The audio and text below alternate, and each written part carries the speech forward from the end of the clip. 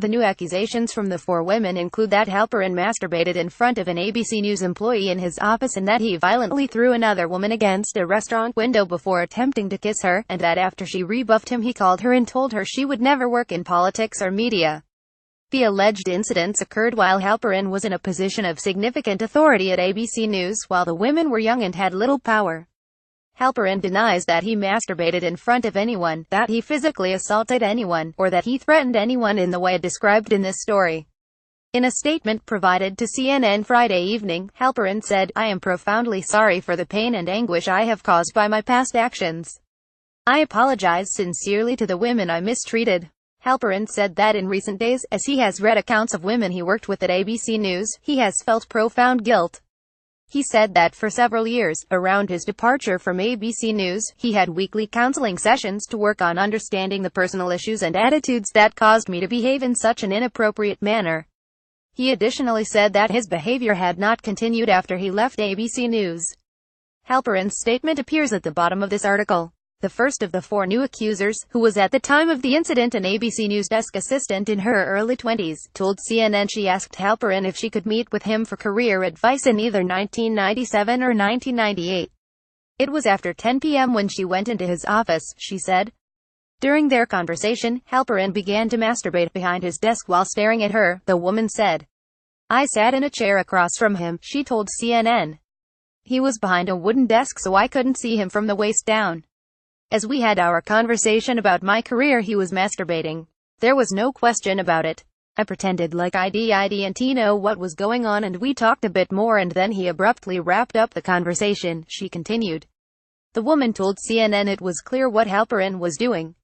"There was an up and down motion," she said. "I don't know if he made any at the end or how it was clear to me that he had climaxed," she said. "But it was clear that he was satisfied, like he stopped making that motion and stopped staring at me." A longtime friend of the woman's told CNN that the woman had told him her story years ago. The second woman told CNN she met Halperin in the late 1990s while she was interning at the White House. "At the end of my internship, Mark said to me, 'When you graduate from college, if you're looking for a job, call me.' And I was super flattered and really excited. So when I graduated, I called Mark Halperin," she said. The woman told CNN that Halperin took her to lunch in Midtown Manhattan. They didn't talk about her career or jobs at all throughout the lunch, but she assumed that he knew it was why he called and that the topic would be addressed later. At the end of the lunch, after they walked out of the restaurant, she said, she extended her hand for him to shake it. Halperin, she said, had other ideas. "He put both hands on my arms and threw me against the window of the restaurant hard. So my head banged against the window hard. In a way I thought people inside were going to think something terrible had happened to me," she said, adding, "This was rough, and hard, and violent. And not in a seductive way, in a way that telegraphs some anger and meanness. And he lunged at me," she continued, "with his body pressed against mine against the window, and came at me with his open mouth." The woman said she was able to avoid his attempt to kiss her, get out from under him and walk away. About 10 minutes later, she said, he called her. "I was really hoping he would be calling to apologize. And he said something to the effect of, 'You are never going to get a job. You're never going to be hired in politics or media. Why would anyone ever hire you?' And that's when I broke down and started crying," she told CNN. Two friends of the woman told CNN that the woman had told them about the incident more than a decade ago. A third woman, who worked as a desk assistant on World News Tonight, told CNN that Halperin hit on her in the office during the fall of 2006. The woman provided CNN excerpts from the journal she kept at the time that she told CNN referenced Halperin, although it only referred to the man as an older man who is involved with someone else and has a powerful position at ABC. "He cornered me in the coffee closet and introduced himself," the journal said. "And knowing of course who he is, his national significance, and his importance in news, I squandered sick and nervousness. I noticed he had been eyeing me. He's in the newsroom a lot, but figured he was looking at the monitors behind me." Later, the woman wrote in her journal, "The man pulled her aside when she was alone and he whispered, 'How old are you? Do you have a boyfriend? And do you understand how important it is that we remain secretive with that?' He told me he wanted to meet me in his office before I left for the night. Knowing perfectly well that his intentions were wrong, I went to him anyway, if anything, to save my dignity and stand up for myself for seeming more interested or suggestive than I was." At that time, the woman's account in her journal said, the man told her he was extremely attracted to her. The woman told Halperin it was best if they remained professional, but he didn't listen. As I gathered my things to leave, he leaned in to kiss me. I turned my head away, but he would not relent, she wrote in the journal. So in the awkwardness and pressure of the moment, I let him put his lips on mine. It was nothing, not a kiss, just lips on lips. And he smelled like makeup. I went home, wanting to cry and vomit. The woman told CNN that what Halperin did was part of the reason I didn't go for an off-air position, the term ABC News used to describe reporters who were embedded with presidential campaigns. I didn't want to work with him, she said, later adding the whole episode contributed to her decision to leave journalism altogether. The woman, at the time, confided in a close friend. The friend told CNN she had told him the story years ago.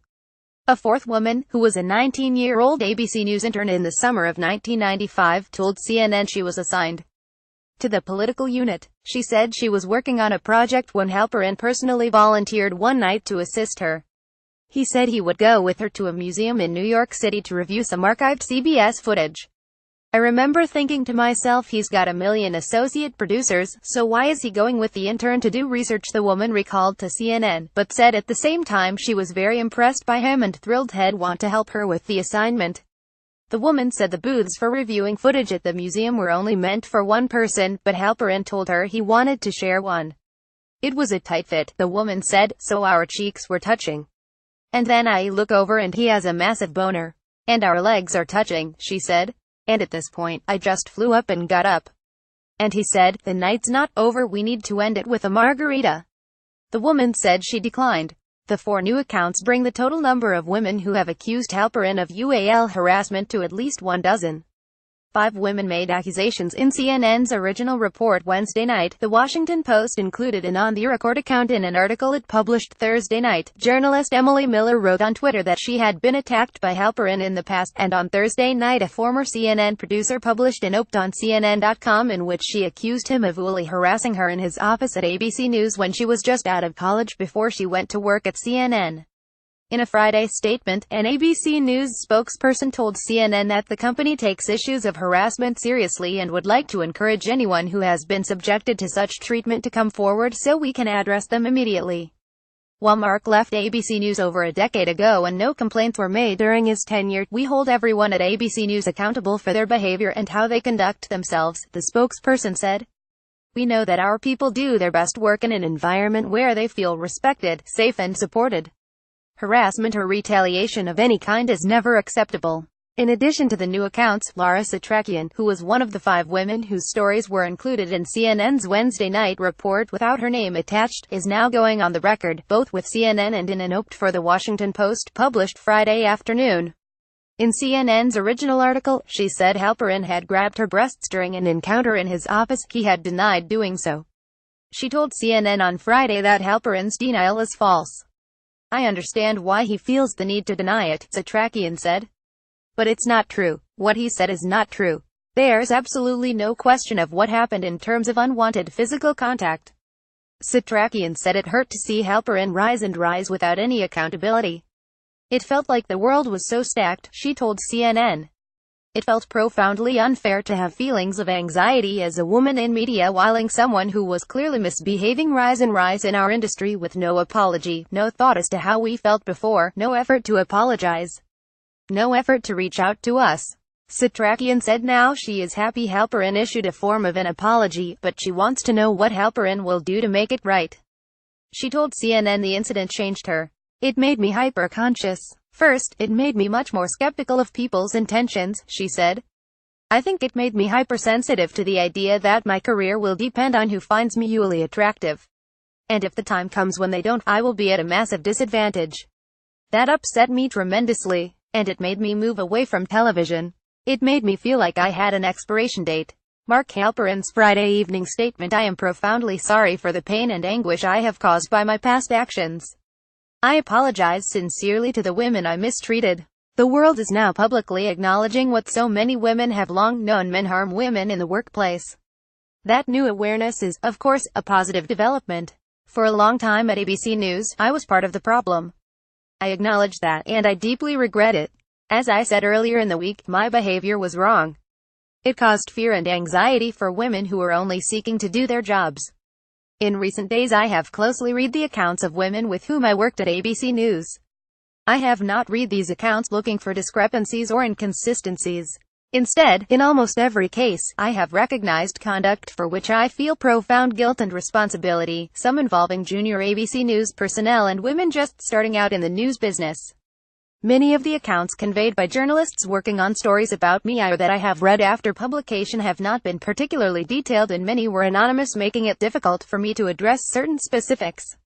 But make no mistake, I acknowledge and apologize for conduct that was often aggressive and crude. Towards the end of my time at ABC News, I recognized I had a problem. No one had sued me, no one had filed a human resources complaint against me, no colleague had confronted me. But I didn't need a call from HR to know that I was a selfish, immature person who was behaving in a manner that had to stop. For several years around my departure from ABC News, I had weekly counseling sessions to work on understanding the personal issues and attitudes that caused me to behave in such an inappropriate manner. Those who have worked with me in the past decade know that my conduct in subsequent jobs at Time, Bloomberg, NBC News, and Showtime has not been what it was at ABC. I did not engage in improper behavior with colleagues or subordinates. If you spoke to my coworkers in those four places, men and women alike, I am confident you would find that I had a very different reputation than I had at ABC News, because I conducted myself in a very different manner.